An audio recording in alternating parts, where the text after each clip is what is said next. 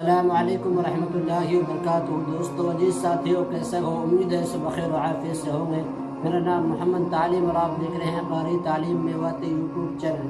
दोस्तों, मौलाना अब्दुल रशीद मुफ्ताही को तो आप बाखूबी जानते होंगे, जो कि महाराष्ट्र पुणे से ताल्लुक़ रखते हैं और मौलाना अब्दुल रशीद मुफ्ताही की फरागत दारुल उलूम देवबंद से है। जी हाँ, मौलाना अब्दुल रशीद मुफ्ताही के नाम से भी जाने जाते हैं। लोग इनकी वीडियो काफ़ी देखते हैं। लोग इंतज़ार कर रहे थे कि मौलाना अब्दुल रशीद मुफ्ताही की वीडियो कब आए, और 3 या 4 महीने हो गए, लेकिन मौलाना अब्दुल रशीद मुफ्ताही की कोई भी वीडियो नहीं आ रही थी। आज मैं आप लोगों के लिए नई वीडियो लेकर आया हूँ, जो कि मौलाना अब्दुल रशीद मुफ्ताही उसमें बयान दे रहे हैं असदुद्दीन ओवैसी के ताल्लुक़ से। इस वीडियो को तमाम मुसलमानों को देखना चाहिए। चलिए दोस्तों, आज की वीडियो हम शुरू करते हैं कि मौलाना अब्दुल रशीद मुफ्ताही असदुद्दीन ओवैसी के ताल्लुक़ से क्या कह रहे हैं। इससे पहले अगर आप हमारे चैनल पर नए हैं, चैनल को प्लीज़ सब्सक्राइब करना, कमेंट करना, वीडियो को लाइक करना।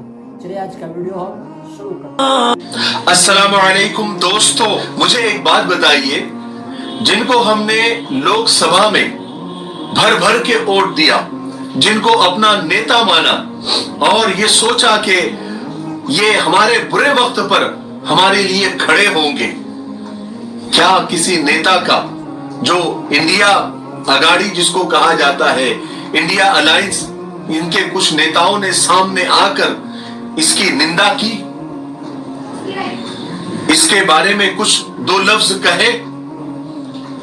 क्या उनके गले बैठ गए या मुंह में दही जम गई है? मुझे तो एक भी ट्वीट नजर नहीं आया।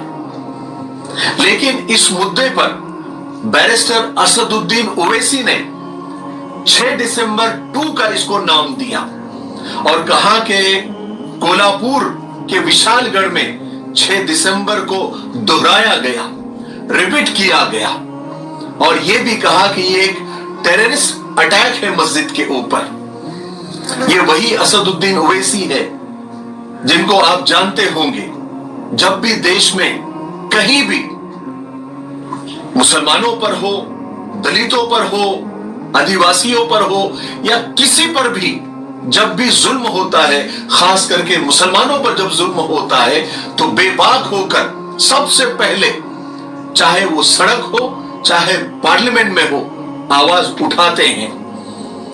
भले उनकी पार्टी को मुसलमान वोट नहीं देते, उनको अपना नेता नहीं मानते, लेकिन हर मसले पर सबको इंतजार रहता है, बल्कि उम्मीद रहती है कि असदुद्दीन ओवैसी साहब क्या बोलते हैं, और वो किसी को इंतजार भी नहीं करवाते, वो अपना स्टेटमेंट दे देते हैं। और जिन नेताओं पर मुसलमानों को भरोसा है, जिनको भर भर के मुसलमानों ने इस इलेक्शन में वोट किया, उनके इस वक्त गले बैठे हुए हैं। ऐसा लगता है कि इल्म और अदब के सारे खजाने गुजर गए, क्या खूब थे लोग पुराने गुजर गए, बाकी है फकत जमीन पर आदमियों की भीड़, इंसान को मरे हुए तो जमाने गुजर गए। क्या हो रहा है मुल्क में, क्या हो रहा है महाराष्ट्र में? क्या इसलिए हमारे बुजुर्गों ने इस देश को आजाद कराया था? और किस लिए हो रहा है?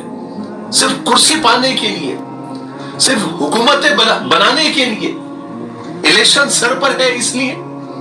कोल्हापुर के विशालगढ़ का मसला जो चल रहा है, आपको लगता है सब आनंद फानंद में हो गया है? ये एक सोची समझी साजिश के तहत शुरू किया गया है, क्योंकि आइंदा कुछ महीनों में महाराष्ट्र के इलेक्शन सर पर है, और हुकूमतों का और सियासी बाजीगरों का ये पुराना और आजमाया हुआ नुस्खा है कि हिंदू मुस्लिम करो, हिंदू मुसलमानों को आपस में लड़ाओ और राज करो, जो अंग्रेज कभी किया करते थे कि नफरतें फैलाओ और हुकूमत करो, डिवाइड एंड रूल। इसके बिना शायद अब हुकूमतें हिंदुस्तान में बन ही नहीं पा रही है। जब तक माहौल को गरमाया नहीं जाएगा, जब तक फसादात की शक्लें नहीं बनेंगी, तब तक इलेक्शन में कामयाबी कैसे मिलेगी, ये नेताओं को लगता है। और माहौल गर्म होता है सिर्फ हिंदू मुसलमान करने से, बेरोजगारी से माहौल गर्म नहीं होता, महंगाई पर बात करने से माहौल गर्म नहीं होता, औरतों पर अत्याचार और जुल्म, इस पर माहौल गर्म नहीं होता, और ना इसमें लोगों को दिलचस्पी है, ना मीडिया को दिलचस्पी है। और ये सब एकदम नहीं होता दोस्तों। जो सियासत पर नजर रखते हैं वो लोग ये कहते हैं कि ये आनन फानन नहीं होता, ये एक सोची समझी साजिश होती है। पहले जहां पर ये तय होता है कि यहां पर ये सब करना है, इलेक्शन से पहले पहले वहां पर नफरत अंगेज तकरीरें शुरू होती है, नफरती नेताओं का ज्यादा आना जाना शुरू हो जाता है। आप देखिए कोल्हापुर के साल 6 महीने की हिस्ट्री आप निकाल कर देखिए। पहले वहां पर नफरत आमेज तकरीरें हुई और बार बार हुई, लोगों को धर्म और मजहब के नाम पर जज्बाती किया गया। फिर मुहूर्त निकाला जाता है एक्शन करने का, पहले से ही मुद्दे तय होते हैं, जगह दिन वक्त सब पहले से फिक्स होता है और इशारा मिलने पर धावा बोल दिया जाता है। फिर कुछ लोग जब ये सब कुछ हो जाता है, मस्जिदों को नुकसान हो गया और कुरान पाक को जलाया गया, मस्जिद के मीनारों को तोड़ा गया और मुसलमानों के घरों में जाकर तोड़ फोड़ की गई, वहां पर जेवरात लूटे गए वगैरह वगैरह, आग लगाई गई, गाड़ियों को नुकसान पहुंचाया गया, ये सब हो जाता है। फिर शुरू होती है सियासत, फिर शुरू होता है राजकारण, फिर मीडिया को भी बड़ा मजा आने लगता है। फिर कुछ लोग इसकी हिमायत में आकर अपनी सियासी रोटी सेकते हैं और फिर कुछ इसकी मुखालिफत में आकर अपना राजकारण चमकाते हैं। आप देख ही रहे होंगे ये सब नाटक। फिर कुछ तंजीमों को और कुछ छुटपुट संगठनों को ऐसे मौके पर चमकने का मौका मिल जाता है जिनका मकसद भी आगे चलकर सियासत ही करना होता है। सबको कुर्सी चाहिए, सब इख्तिदार के भूखे हैं, कोई मुखलिस नहीं है। ऐसा नहीं है कि शैतान मर गया, शैतान तो जिंदा है, हाँ इंसान मर गया। देश में सिर्फ अब यही मसला रह गया है।